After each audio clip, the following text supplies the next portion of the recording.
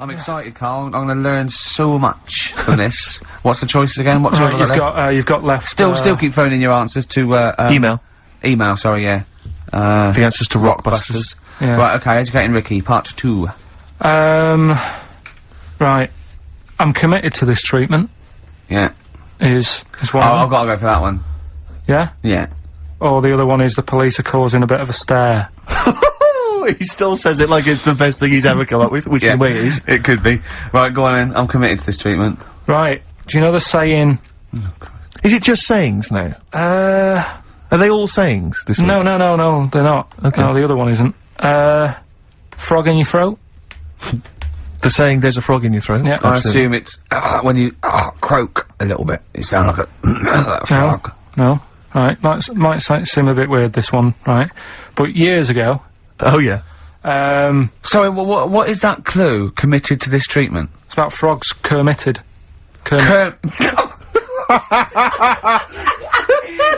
Probably works better with a K and an ER written down. Well, also, if you'd pronounced it Kermitted. Yeah. But not committed. Committed to this treatment! Right, go on then. That's genius. So yeah. Well, what? You go to the doctors and you go, my throat's hurting a bit. Right. And what they did ages ago.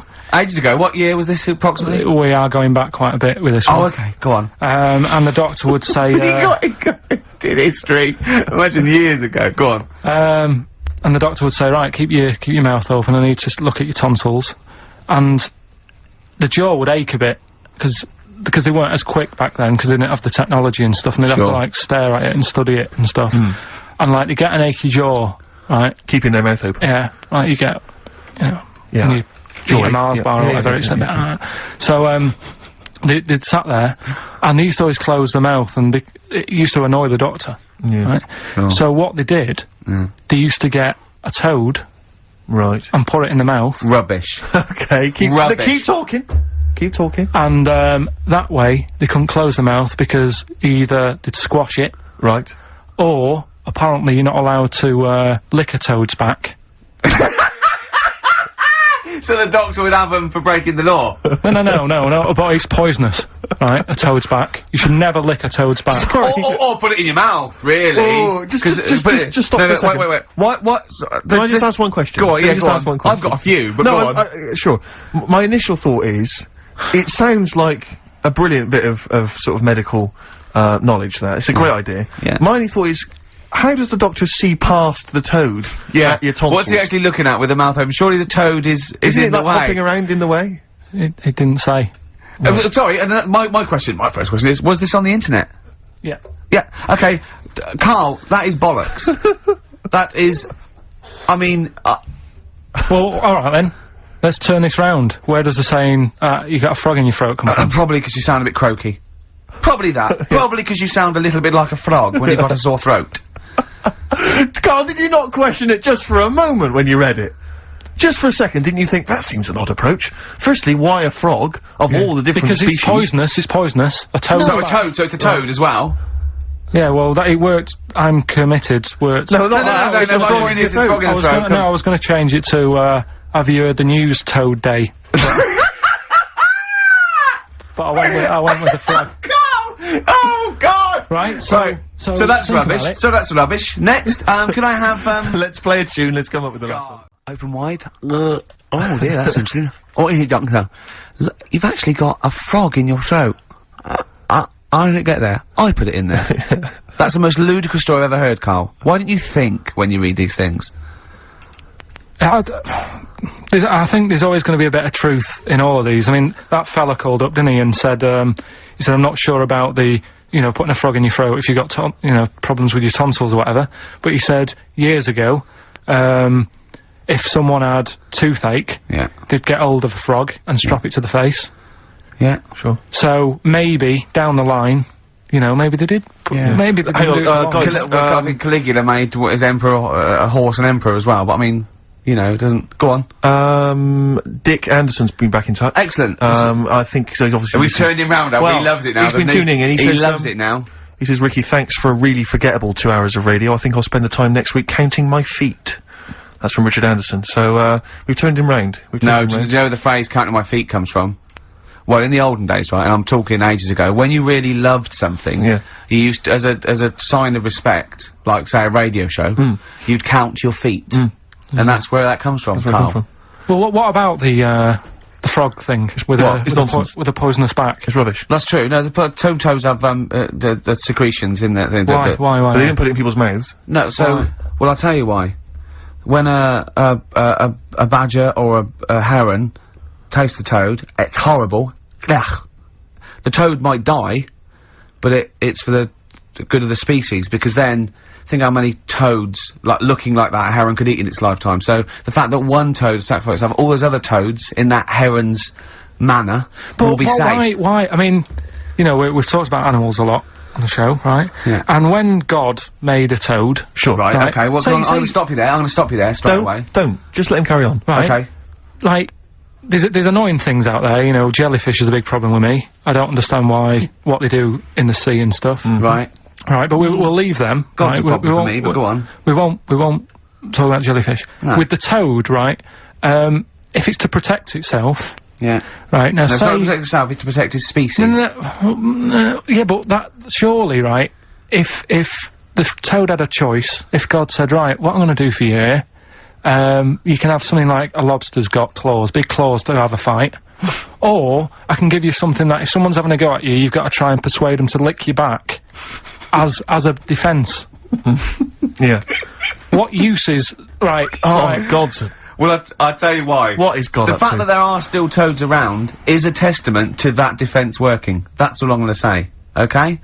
If the toad had died out, you'd have a point. But they're still around. It works. Alright? And don't start slagging God off. He's got a lot on his plate. Basically, I think he took on too much. Particularly in 1 week. Exactly. Carl's getting all flustered because I put an elastic band around his head. And we've had a definition of, Well, hang on a frog sec, in the throat. because there's an update to that, Rick. Go on. We did just have, one, definition here of, a frog in the throat. Apparently this has come from some, internet site, so who knows, how convincing it is, but it says frog in the throat, meaning suffering from temporary hoarseness, needing to clear the throat. Origin from the Old English frogger, meaning hoarseness. That's from Chris. Now, that sounds slightly suspect to me. Why? But, frogger? I mean, it seems odd that it would derive from that when it so clearly appears to be you sound like a frog when you have a sore throat. Yeah, but the word frog could come from Frogger, because it Frogger. sounds like it's I didn't know, croaking. wasn't Frogger a game you could play on the, Yeah, on the Spectrum, Spectrum? Spectrum, That's a great yeah. game. But Yeah. listen, hang on, there's an update to that, because, just to The common frog, of course, Rana temporara, that's the Latin name. Well, Your toad is Buffo Buffo. Alright? You may be trying to show off, but I think you're about to embarrass yourself as Go well, on. because you've been slagging off young Carl. Yeah. It says here, another email, it doesn't tell us who it's from. Although it's hard to believe now, at one time, medieval physicians believed that the secretions of a frog could cure a cough if they were coated on the throat of the patient. That in itself Yeah. sounds repulsive, but what makes the idea even worse is the application of the secretions. Instead of painting the treatment on, something which may also have seemed rational, a live frog was placed into the mouth of the sufferer, where it remained until the physician decided that the treatment was complete. Right. Apparently Shakespeare's son-in-law, that's a question mark, I don't know what that means. Anyway, it's no wonder that today a froggy or croaky attempt at speech is said to be a frog in your throat. So, you can see that what's happened there is Carl's misread, or been slightly misinformed about, a medieval practice. In a sense, you're both winners, just for taking part. What's your final one, Carl? Right, the final story is, the police are causing a bit of a stir. I can't wait. It's about this fella, I think it's in England somewhere. Yeah. Don't know when it happened, but, Literally ages ago, or? basically, well, I think it's when they were trying to crack down on, like, drunken people walking about in the street. Oh, yeah. And they found this fella. Saturday. Big Saturday, that one. And, found this fella, and, all the local people were saying, oh, look at him wandering around, he's drunk and what have you. That's not right, get the police in. He got arrested and that, and they got him in the court. And, the judge was there, and he says, so, you know, what's all this? What's going on? What are you doing wandering about when you've had a drink? You know the rules. You shouldn't be doing that. You had a glazed expression on your face. Blah, blah, blah. What do you have to say for yourself? He only had a glass eye. So that you have was- 2 glass eyes? No, he had one. But that Okay. was, they were about to sort of lock him up. Was he a What, bit 'cause pissed he up had- as well? Well, he was pretty livid.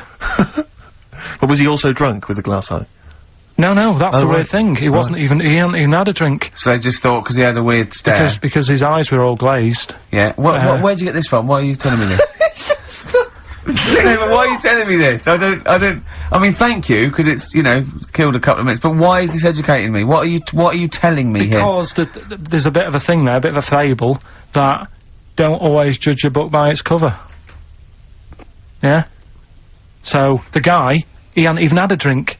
He'd probably just been shopping. Yeah. Walking down the street, and everyone's, like, getting involved. Like, what's he doing? Hang on, I don't understand. He's walking down the street, happens to have a glass eye. He was doing nothing else to suggest he was drunk. You don't pick people up just because their eye looks like that. But even if it happened, why are you telling me? With no particular detail. I know this, but then we're gonna get It's not enough information. I know, yeah. No, there's a bit of a lesson there, educating Ricky. Just, you know, just watch what you say. Don't always jump to conclusions. The only education I can take from that is that, if I ever do become a policeman, I shouldn't just arrest people because they look a bit drunk. I should just tap their eye with a pen and goes, oh, okay, on you go. Well, on you go, yeah. Guys, can I just stop you there? I'm just gonna email Richard Anderson and tell him I agree.